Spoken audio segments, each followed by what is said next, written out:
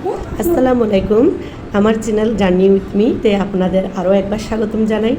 ঘরে থাকা একদম বেসিক মশলা দিয়ে কিভাবে অনেক সুস্বাদু মুরগি রান্না করা যায়, আজকে সেটার রেসিপি আপনাদের সাথে শেয়ার করছি এবং ছোট ছোট টিপস দিয়ে রান্নাটা সহজ করতে চেষ্টা করছি। আশা করি আপনাদের দেখেও ভালো লাগবে। এখন আমি মাংসটাকে ধুয়ে পানি ঝরিয়ে নিয়ে ফেলেছি। এবার সেখানে একটু মরিচের গুঁড়ো, হলুদের গুঁড়ো, লবণ, জিরা বাটা মশলা দিয়ে মাখিয়ে নিয়েছি।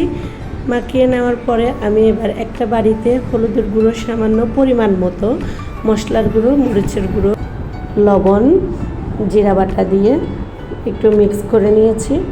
তারপরে একটু পানি দিয়ে ভালো করে নেড়ে চেড়ে এটা এক পাশে রেখে দিব।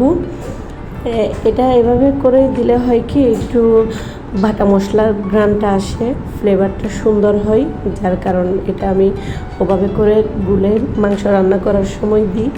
এখন আমি যে মাংসটা রেস্টে রেখেছি হলুদ মরিচ মাখিয়েও, এখন ওইটা নিয়ে চুলার মধ্যে তেল বসিয়ে কড়াইয়ে একে একে সব মাংসগুলো ছেড়ে দিয়েছি। এটা এক পিঠ হয়ে আসলেই, একটু লালচে ভাব আসলেই আমি অপর পিঠ উল্টিয়ে দিব।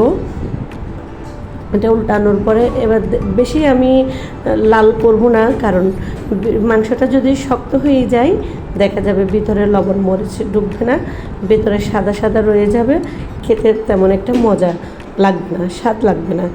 এবার আমি আরেকটা কড়াইয়ে এই মাংসগুলো নিয়ে ফেলবো, তেল ঝরে ফেলবো।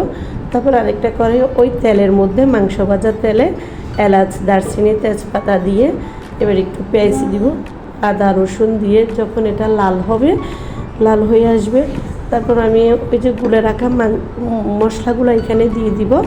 দেওয়ার পরে আমি এবার পেঁয়াজগুলো লাল হয়ে আসলে আমি এখানে আদা রসুন দিয়ে দিয়েছি। আদা রসুনটাকে একটু ভেজে নেওয়ার পরে আমি ওই যে মিক্স করা মশলাগুলোকে এখন এখানে দিয়ে দিলাম। তারপর একটু নেড়ে চেড়ে পানি দিয়ে কষিয়ে আসলে ভাজা মাংসগুলো এখানের উপর দিয়ে দিলাম।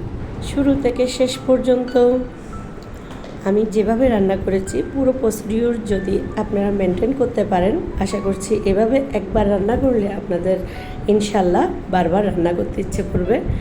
ব্রয়লারের মুরগিটা আমি এভাবে ঝোলটা মাখা মাখা রাখি, মাখা মাখা ঝোল ভালো লাগে, তো আমি এভাবেই রান্না করেছি। আমার আজকের ভিডিওটা যদি আপনাদের ভালো লাগে তাহলে প্লিজ ভিডিওতে লাইক দিতে ভুলবেন না। আর এই ধরনের টিপস পেতে আরও যদি আপনারা চান তাহলে আমার চ্যানেলের সাথে থাকুন, আমাকে সাবস্ক্রাইব করে উৎসাহিত করবেন। এখানেই শেষ করছি আজকে। আসসালামু আলাইকুম, আল্লাহ হাফেজ।